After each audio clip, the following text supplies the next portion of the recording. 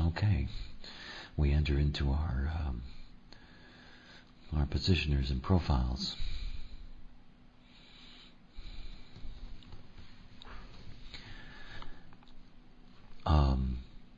This is in fact a very complex illustration, and the best that I'm going to be able to do with you today is sort of take a generalized introductory journey through this. I can remember when I had completed writing the manuscript, and it was, there came a point where it had to be translated, and the first translations were done in German and then in Spanish. And I remember the translators getting to the end of the Black Book. Well, Alok is here; he knows that experience, and because he did the original translation. I mean, he's done just about every translation of me into Spanish. When you got to the end of the Black Book and you got the juxtaposition theory, it was sort of like, what the hell is all this? And that was a long time ago. That was laid out there in 1989 when I wrote all that down. It's interesting for me all these years later to actually get to a point where I can spend some time musing about it.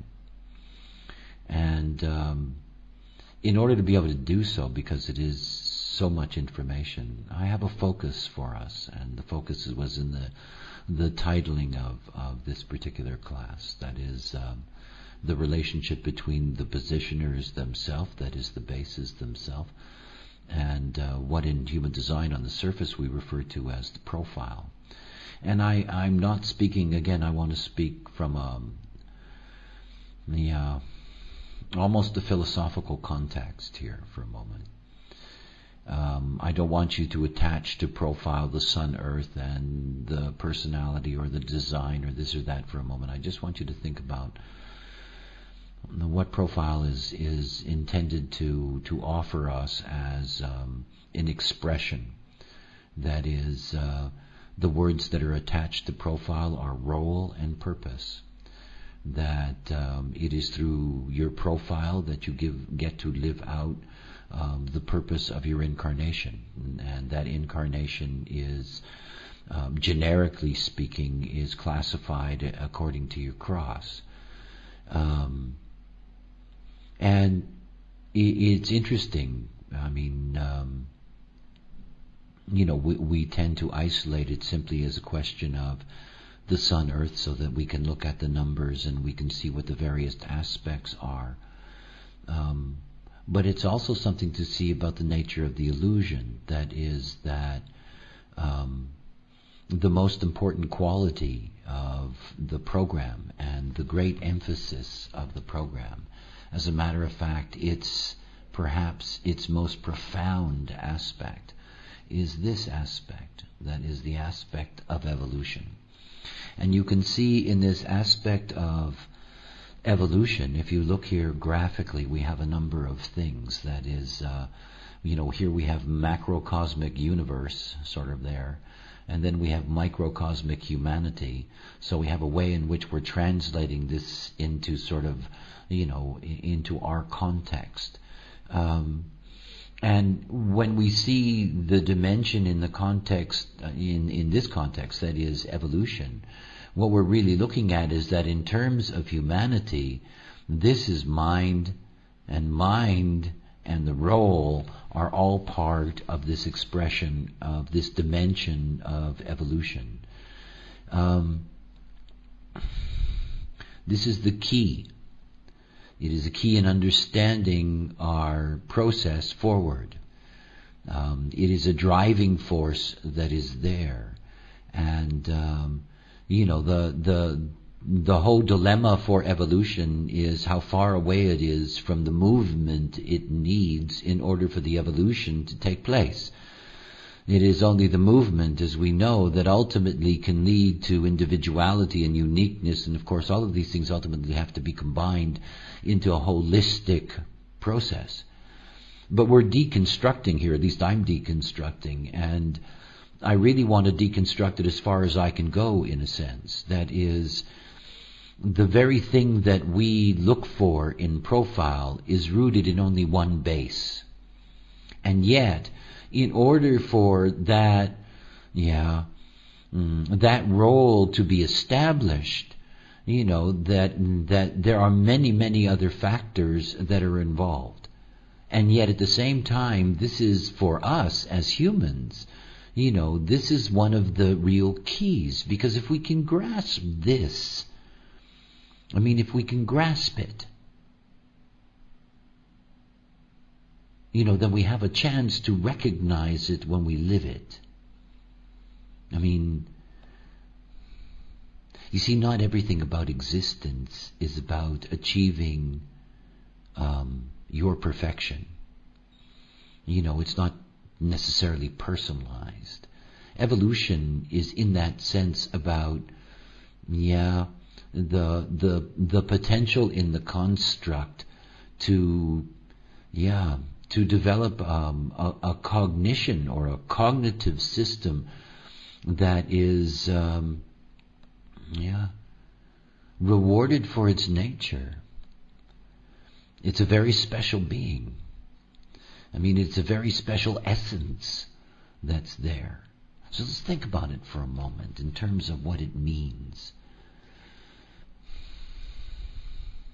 We have the main heading, and the main heading says that it's a role, and you can see that in all of these there are these 5 keynotes, that are connected with each of these dimensional fields. And here we can see that, and by the way, they are not a progression or a digression. They are simply they are aspects of what role is. And remember that we can never separate role from mind. It's one of the beautiful things about thinking about the nature of the personality and how influenced the personality is by this dimension. Remember that everything about the life program is that the life program is there, that is, existence is there to nurture cognition. I don't even want to call it a life program, because I think that there's something beyond what we call life. Well, that's something to say, but anyway, I think there's something more than that. I think our criteria is odd, but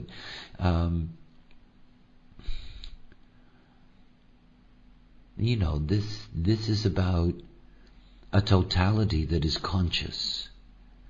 And you see, because I can look at it macrocosmically, this is a macrocosmic potential of consciousness. And everything about the whole program is about consciousness. As a matter of fact, consciousness is deeply, deeply wrapped up in this evolutionary dimension. Deeply wrapped up in it. And it's not about that, because keynotes are wonderful. In the illusion one thinks. Evolution is about storage. It's about remembering. It is about developing character. It is about growth. It is, and it's all about the expansion of mind. And when we try to, or at least when I make any attempt at taking base information to the surface, that the most interesting thing for me is that if I look at what we talk about in terms of purpose and role, and particularly related to the sun, earth of the personality, so we're looking at, our eternal crystal configuration, that generally speaking on the surface, that one of the ways that we can signpost whether you're living your purpose is that we have 5 categories that can be used as some kind of measuring point. It's all Maya after all. The first thing is character. And this is something that I find very special. You see, I love to call life a movie. I'm more comfortable in seeing it that way because I understand life mechanically, and it's so clear that movie is a great way of describing it. And one of the things about movies that we're all so familiar with is that movies are driven by their characters. I mean, a movie without a character is no longer what we normally think of as a movie. Even documentaries, the commentary has a character, the nature of the film, whatever, there is this character. And when we're looking at it specifically within the metaphor of movie, we know that there are different kinds of characters. There are stars, as an example. There are character actors and actresses. There are walk-ons. There are extras. There are crowd scene people. There are all kinds of characters. And of course, everything, it's one of my standing jokes about profile is that, you want to be a star in your movie. You want to be able to have that character. The character determines the role. I mean, you know that so often in movies that you can just about always tell the good guys from the bad guys or the good girls from the bad girls.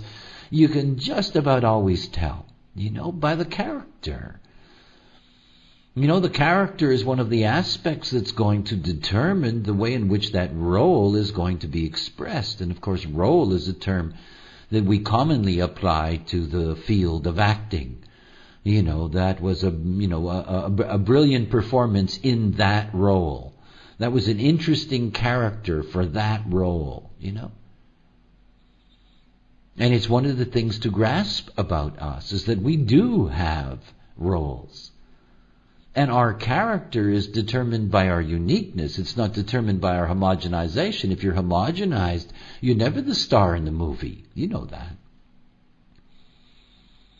I mean, yeah, you struggle just to get a part that has words,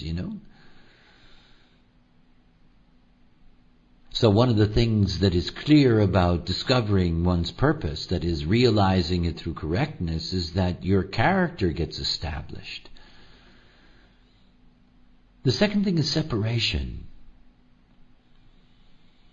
And separation is such an interesting thing. Because everything about the surface is ruled by the illusion of the genetic imperative, that everything must be pulled together. And yet in order for you to distinguish your role, you have to be separate from others. Separate. That separateness, by the way, does not mean aloneness, but it means within the way in which you express the character and the role itself. It is the separateness that determines a unique quality of remembering. Where you look is what you see, is what you remember. Where you don't look, you do not see, you do not remember.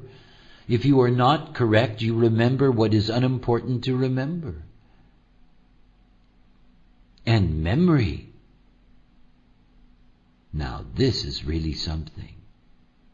As you get more sophisticated with the computers, you have to keep buying every 2 years, this dilemma. And you sort of get sophisticated so that you begin to understand the numbers that they're talking about. And this thing about memory, do you have enough memory? Does it work fast enough? And boy, if you don't have it, do you know it? I mean, memory is quite a thing. Memory is an incredible tool. And it is memory that determines character. How do we know that? Because everybody tells stories about themselves that they will repeat throughout their lives. Don't you? You meet that person for the first time and you go through that, getting to know each other. And you drag out these old saws that you've used every time. You've got it all honed down. You tell the story pat. I mean, every once in a while I'm in that situation, and fortunately I have people around me who say, "You've told that story before," It's built into us. It's how we establish our character. Somebody who doesn't know you, has no, experience with you, has no memory of you. You're implanting memory in them. Usually it's a lie, by the way. I mean, I don't mean in the sense that the story itself may not be true. But, after years of repeating the same story, it takes on a certain kind of, I don't know, a kind of glossy, edited version quality, if you know what I mean.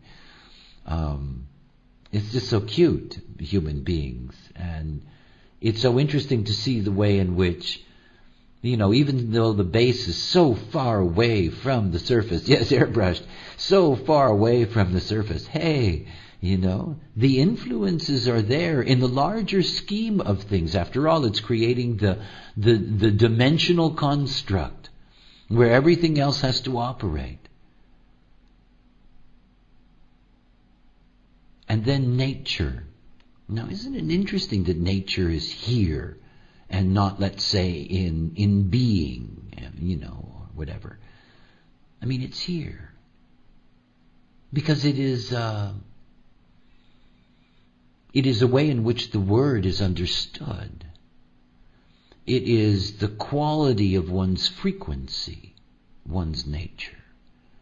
We often hear it expressed in English as somebody has a pleasant nature, or a difficult nature, or a nasty nature, and so forth and so on.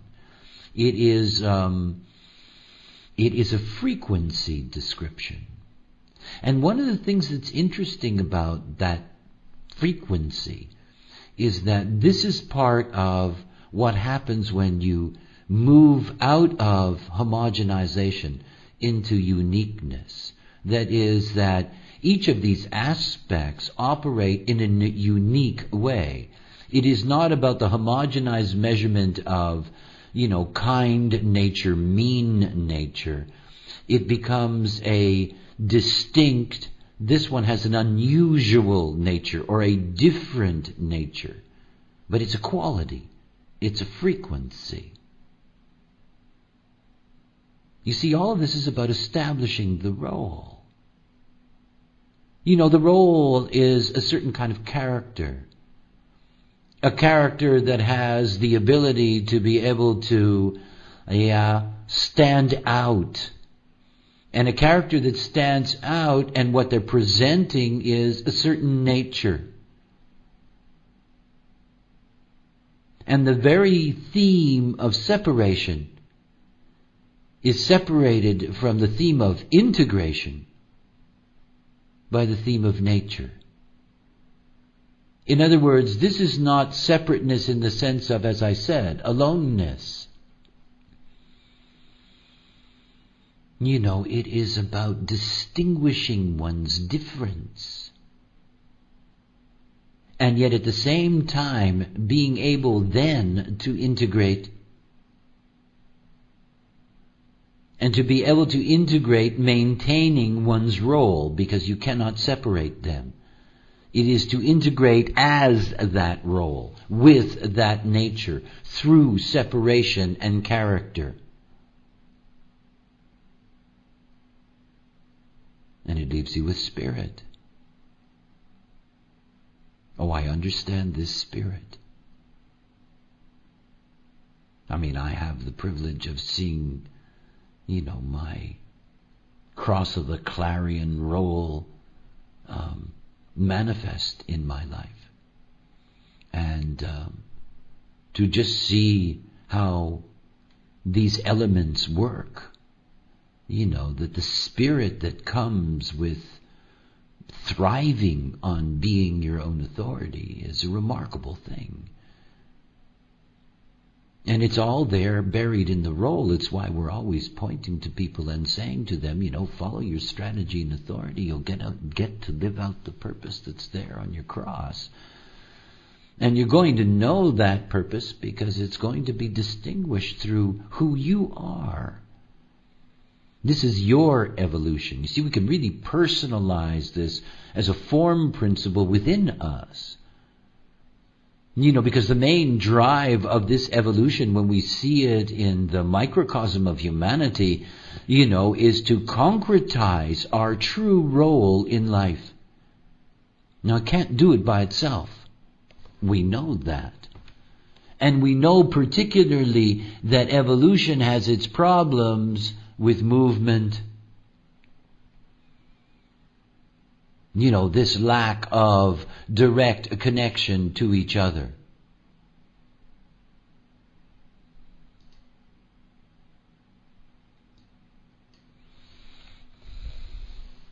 It's an absolutely necessary ingredient. In other words, that, the mind is being trained, the potential of being able to establish this unique role. But it cannot establish the unique role without uniqueness. The uniqueness has to be there. And as ready as we are in terms of the nature dimensionally of this, as ready as we are to assume our roles in this life, we know we've got a problem, and the problem is how hard it is to find our uniqueness. This is what human design is working with all the time. Trying to bridge this all the time. It's there. You look at somebody's design and you see, oh yeah, you're a 2-4 on the cross of contagion. Boom. It's there. It's not realized, but it's certainly there. It's not like, it has to be invented or, wished for. The infrastructure is there. It is part of what is the fundamental imprint of this being. But there's a problem. We know there's a problem. We know that people don't just live out their profiles. They don't. And what is the problem? The problem you see on the surface that we call being homogenized, that problem where nobody lives out their own authority and there is no unique you, there's just you, the homogenized version. It was good for seven-centered beings doing astrology. Because it was a homogenized environment. But here you can see what dimensionally this brings to the surface. What it brings to the surface is that this challenge that is there in the diagram underneath, that this challenge becomes the dilemma of trying to bring people to their uniqueness. In essence, introducing them to human design. Introducing them to their strategy and authority. And strategy and authority becomes this bridge in which this evolutionary potential of being able to realize these aspects of what we call role, that all of them can be realized because this is there. What is character without activity? The individual defines this unique trajectory. It's this unique trajectory. This binary, this fundamental, movement between this and that. And everything about individuality begins with activity, begins with movement. A character that stands still, that doesn't move, isn't very interesting. The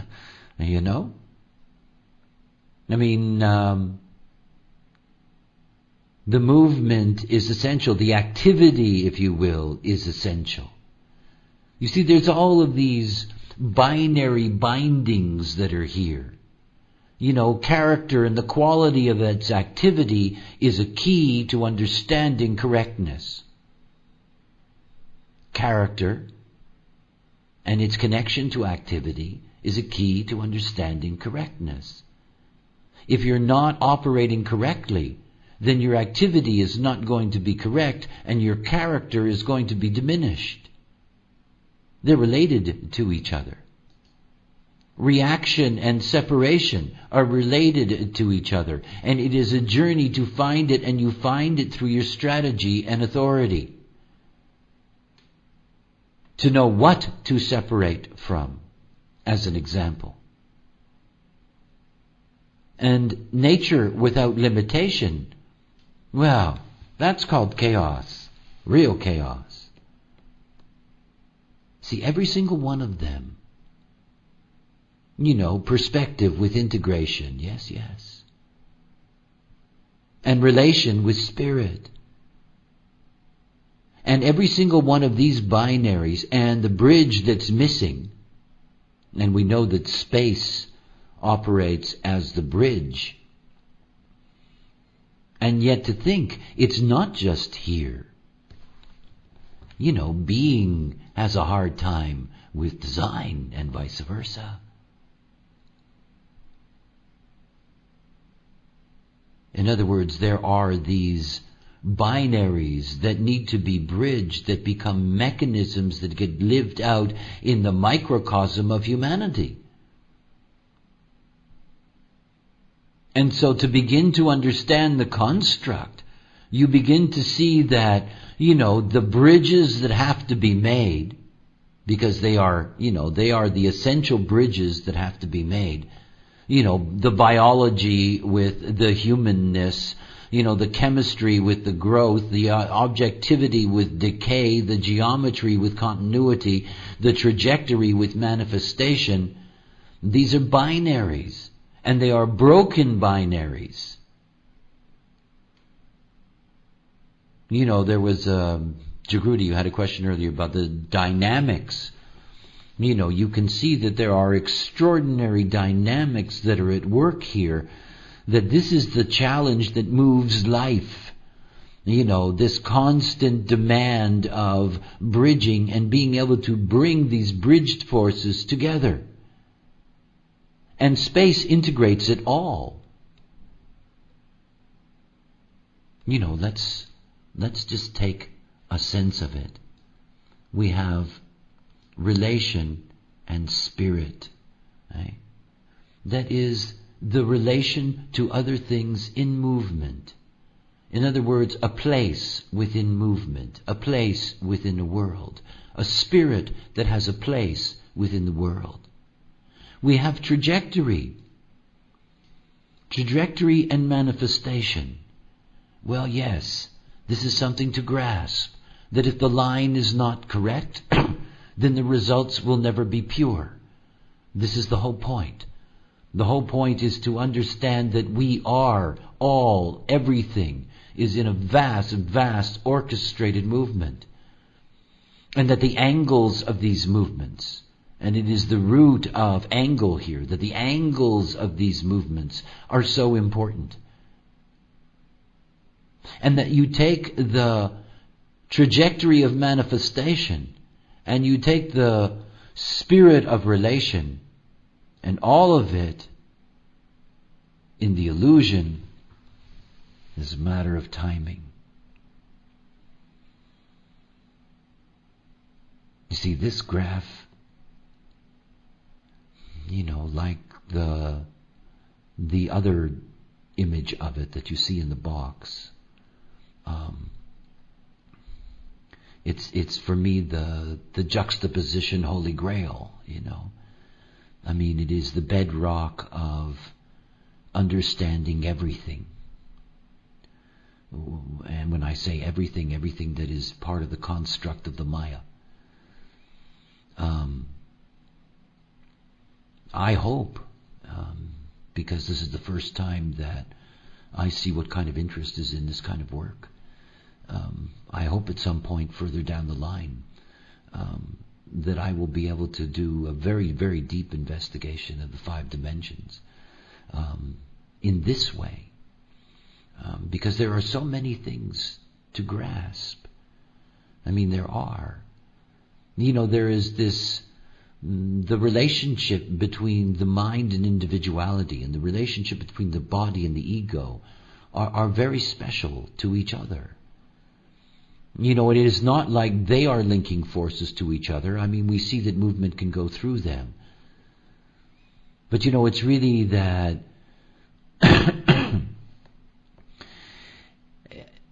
I don't know, Alok. I don't know. It's just the way that it happens. So, it seems logical, but I don't know.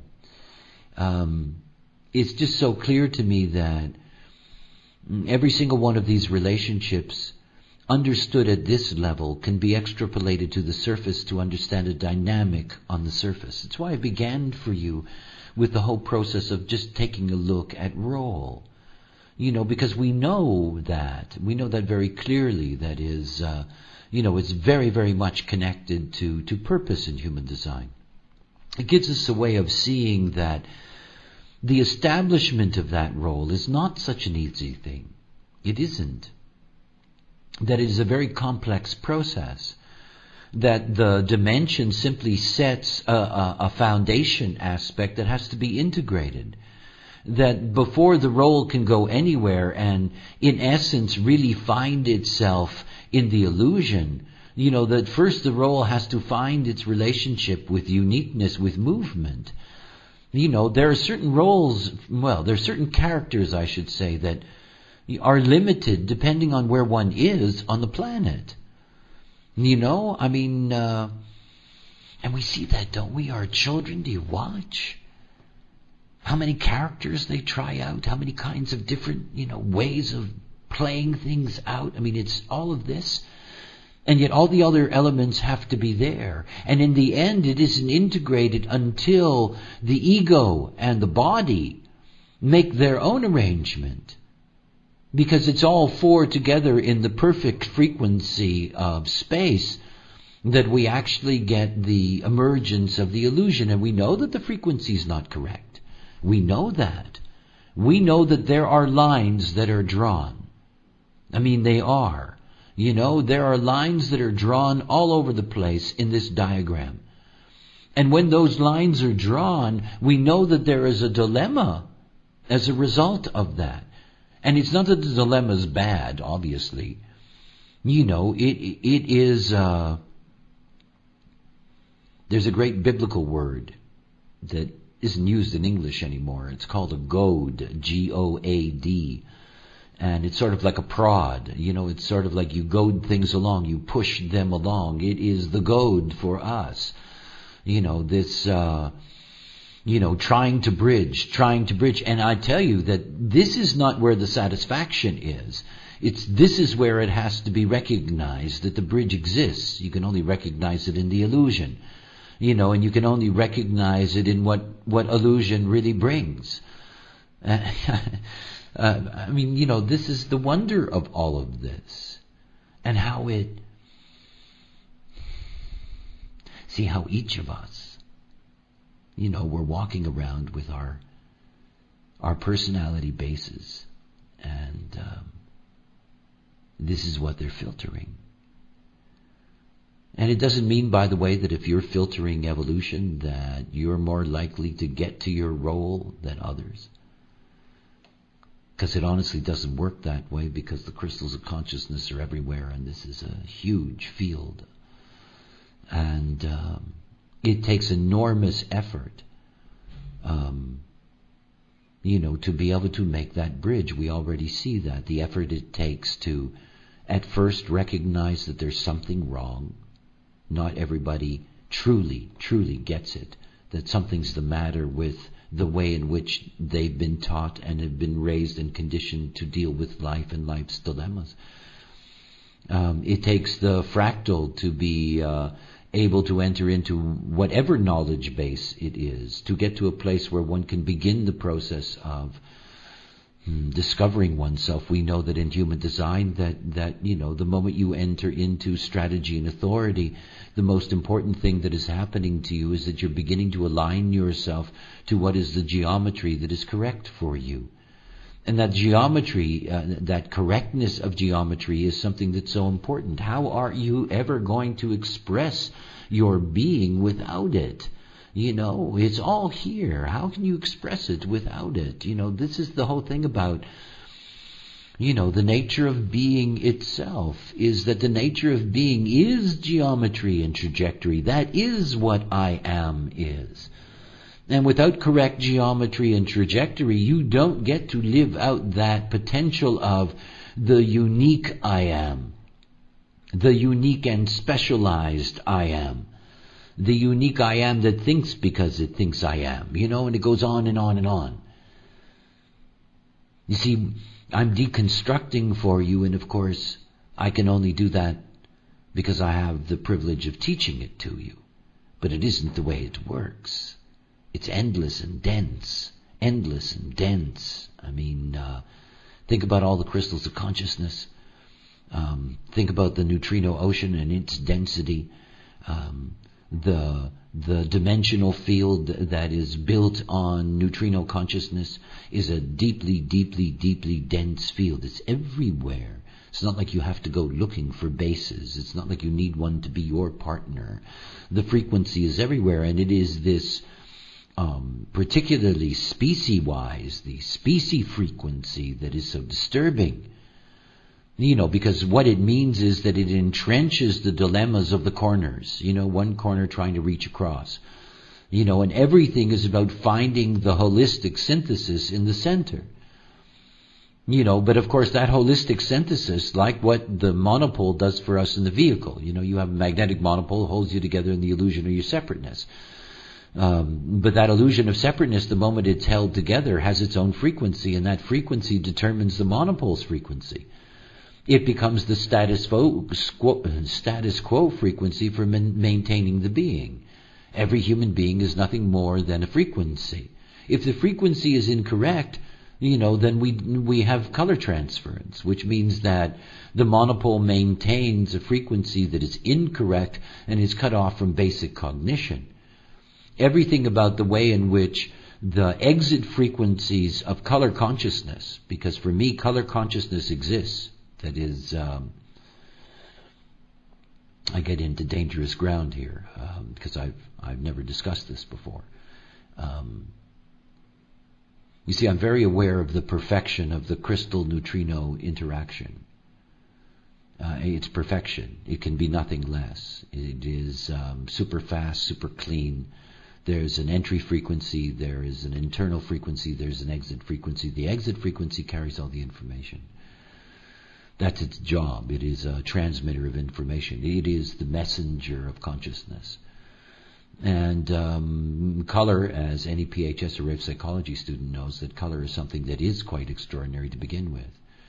But whenever I talk about the interaction of the neutrino through the crystal, I talk about the fact that the problem is never there, never there, never. It's never a problem that you've got a messed up tone or, that the color is wrong. It never works that way. It's about the way in which it is attracted by the monopole. It's the attraction frequency of the monopole. And the attraction frequency of the monopole is holistic. It's based on the frequency of the illusion. And the frequency of the illusion is the life. And if the life isn't operating correctly, well, we know the frequency is wrong. But you see, color consciousness is still being pumped out regardless. And when you think about all the crystals that are on the planet, and again, saying that is kind of insane because you're not going to have a number for all the insects and all the flowers and all the cells and, it goes on and on and on. The numbers of crystals of consciousness on the planet, surrounding the planet, within the planet, these are numbers that are they're just vast. And they're all filtering the neutrino ocean, and they're all producing a color consciousness field. It's a color consciousness field. And this is what's carrying all this information. This is what's, defining, literally, we're all living in essence, what we call the consciousness field is really a color consciousness field. It's why it's so difficult to tap into the collective consciousness, because your frequency isn't correct. If the frequency is incorrect, you can't tap in. It's all frequency. So these aspects, as we understand them, because we're going to have spread out through those endless numbers of forms that are on the planet that carry crystals of consciousness throughout, those endless numbers of crystals, the neutrino ocean is only pouring through these 5 themes, and they're all exiting the crystal as a color consciousness frequency. So the information of all of these various bases, their dimensional depth is a density that's actually hard to imagine. Let's say, for example, that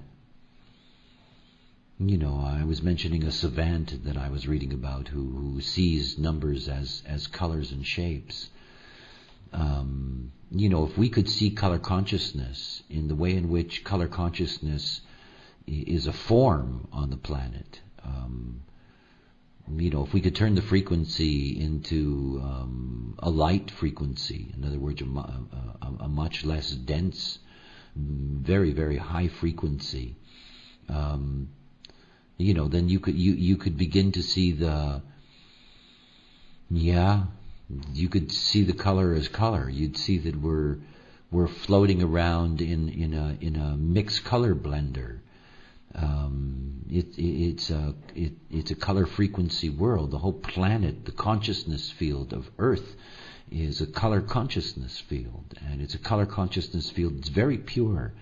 It's very pure. It doesn't represent the collective mind, or the collective consciousness of humanity. Now, I'm not talking about that at all, because that's filtered color frequency, And so when we get to the collective human consciousness, what we get to is this filtered process, and of course it's not operating correctly. It's cut off from the cognition. It's in transference. So the mental consciousness of humanity is a rather dull thing. But this pure consciousness, this is all around us. It's all around us. The magic of color frequency.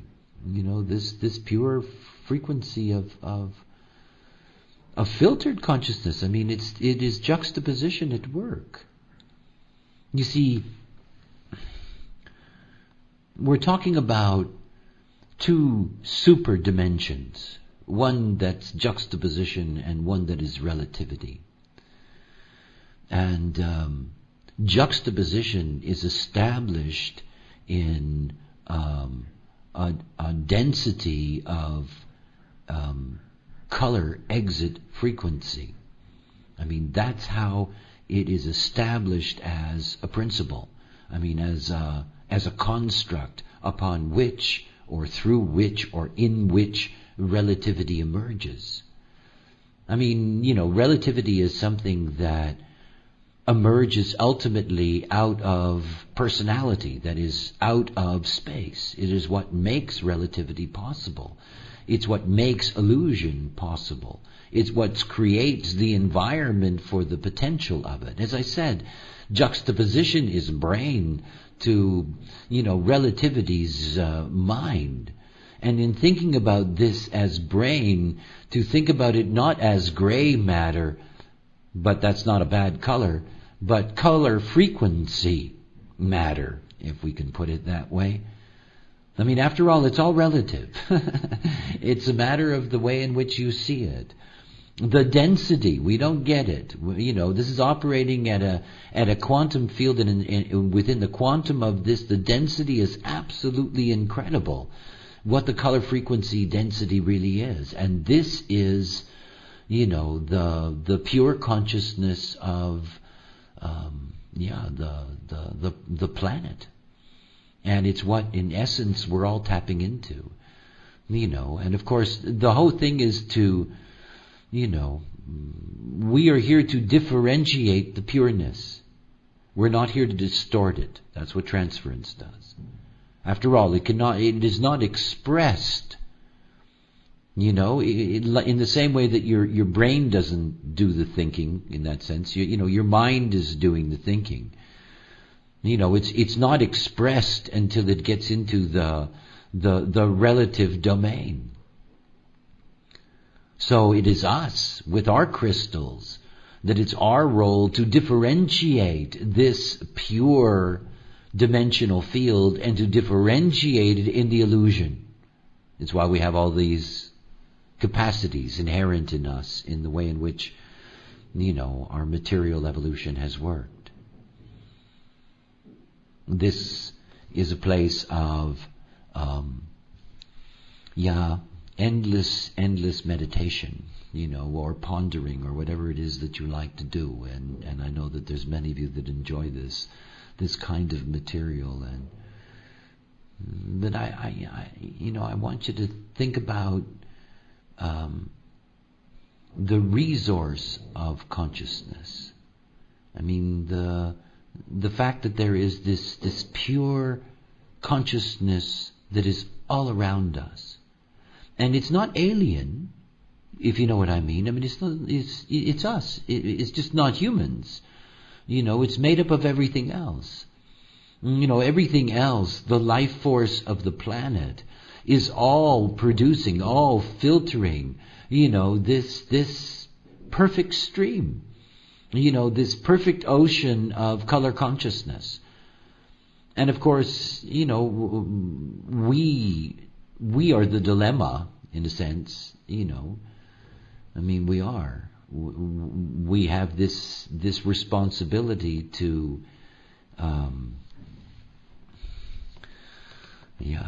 differentiate the consciousness field. I mean, to do so. See, the neutrino in and of itself isn't consciousness. It is consciousness potential. I mean, if it's just riding along and it never goes through anything, it isn't anything, if you know what I mean, nor does it deliver anything. I mean, the thing that is so interesting about the neutrino is that the neutrino and the crystals, this is what makes consciousness. I mean, this is what it's all about. So the consciousness field of this planet is the byproduct of the crystals of consciousness, which are vast in number. This is the consciousness field. But we have this unique role, to establish this pure differentiation of it. I mean, the interesting thing about evolution is that evolution is about being able to create all kinds of variations that can emerge and then, like a prana, emerge and then fall back together. All of this diversity that we see in the human program, all of this diversity is ultimately not leading us further away from each other, but in fact ultimately leading us into a way in which we can integrate into a much greater thing. And so this is the building of these various levels of integration to a higher function. It is not enough the filtering of the consciousness field that takes place in the crystals of consciousness that are here on this planet. It is not enough.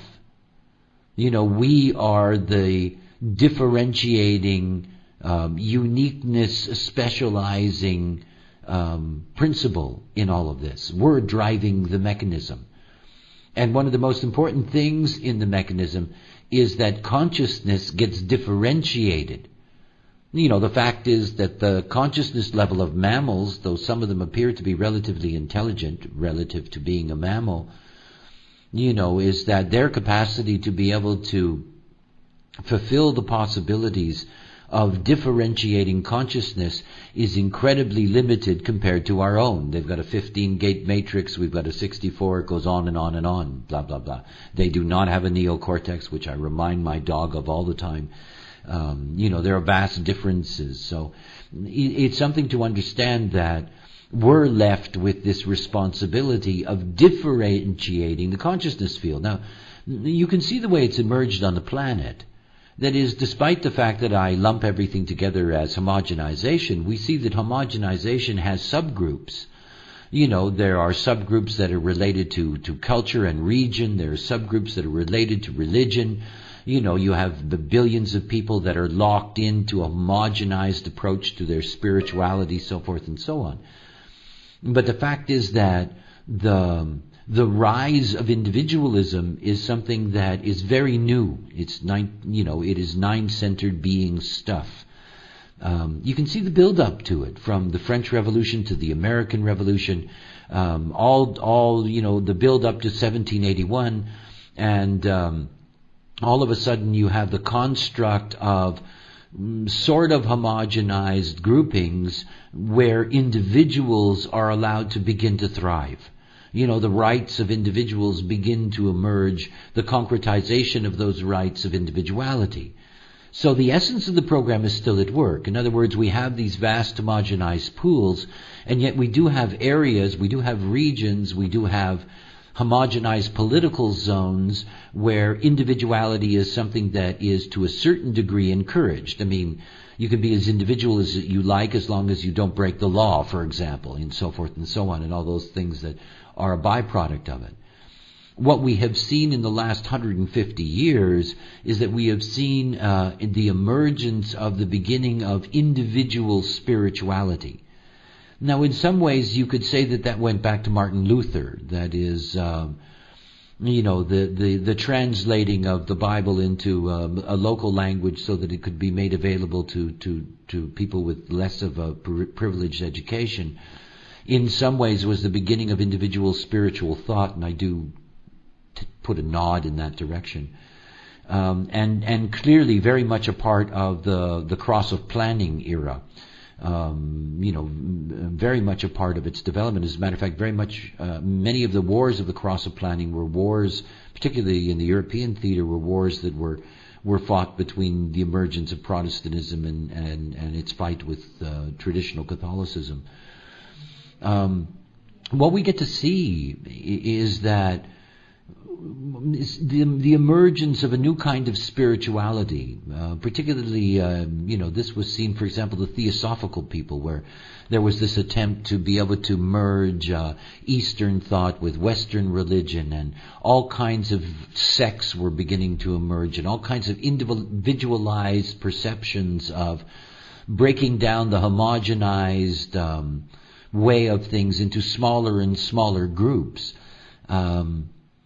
Human design is really the extreme, if you will, of that. That is a knowledge base that is entirely dedicated to the exaltation of the uniqueness of a human being and to offering them their own absolute authority, an authority that's greater than any spiritual authority that exists, which is quite something. And in that you see the dynamic of this knowledge, what its role is in this larger process.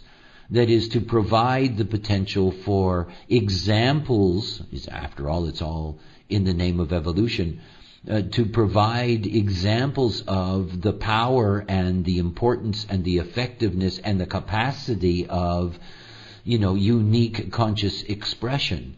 And to make sure that unique conscious expression is something that can be housed by the form itself. In other words, to make sure that in our case, that the brain is capable of higher levels of acuity, or however we want to look at that. So here we see the whole program in the way in which, the program unfolds. And again, it takes me back to the beginning today. Actually, before class, when I was talking about, being careful about how you extrapolate base information to the surface. Because, of course, you have to see it it is bringing general principles. And yet, this relationship graph, because that's really a key, the dynamic, and then being able to look at the various relationships, come to grips with,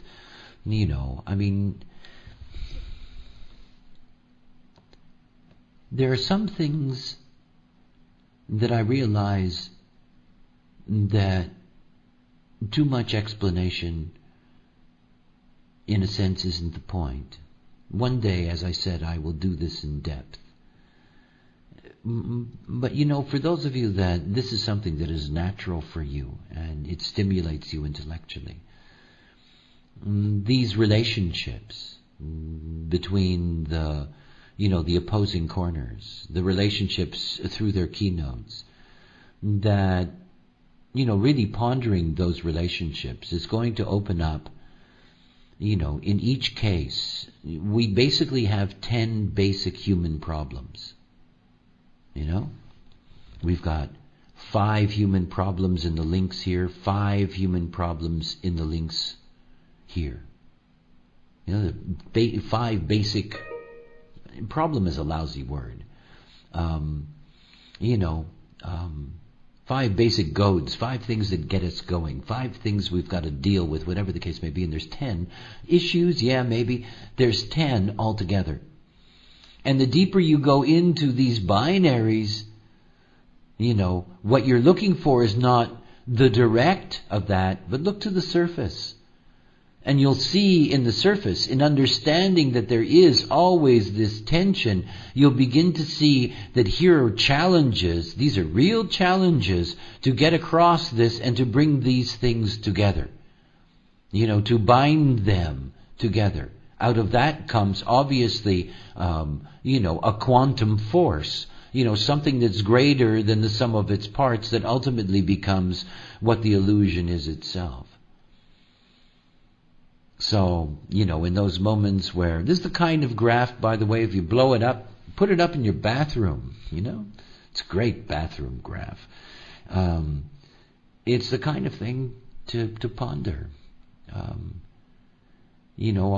of the alchemists that ever lived, they'd give a magic charm or two to be able to see this and to be able to grasp it. Because if there is something that you want to figure out, it's here. It's here. It's very special. Anyway, my apologies, by the way, to all of you for being late today, but it truly was unavoidable. But we will have a wonderful place for the Abyss event. Next week it's back to normal time. And I look forward to being with you then. Bye for now.